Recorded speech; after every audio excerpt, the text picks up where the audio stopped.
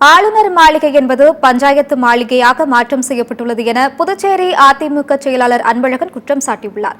புதுச்சேரி அம்பேத்கர் சாலையில் உள்ள அதிமுக அலுவலகத்தில் செய்தியாளர்களை சந்தித்த அவர், கடந்த 10ஆம் தேதி முதலமைச்சர் தலைமையில் கேபினெட் கூட்டத்தில் எடுக்கப்பட்ட முடிவுகள் குறித்து இதுவரை எதுவுமே தெரிய வரவில்லை என தெரிவித்தார்.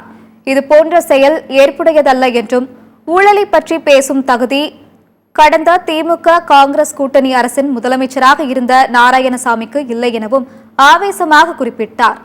ஆளுநர் மாளிகை என்பது பஞ்சாயத்து மாளிகையாக மாற்றம் செய்யப்பட்டுள்ளது என்று சாடினார். ஒரு சபாநாயகர் துணைநிலை ஆளுநரை சந்திக்கும் போது ஏன் சந்தித்தார்னு சொல்லிட்டு வெளியில வரணும்? என்ன அவசியம்? அரசாங்கத்தினுடைய ஏதாவது இப்ப சட்டமன்றம் கொடுக்குதா, அழைப்பு கொடுக்குதா, அது கூட சபாநாயகர் கொடுக்குது. எனக்கு ஒண்ணுமே புரியல.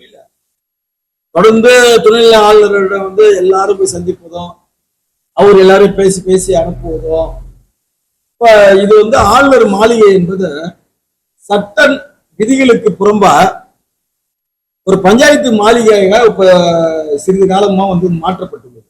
இது நல்லது இல்லை.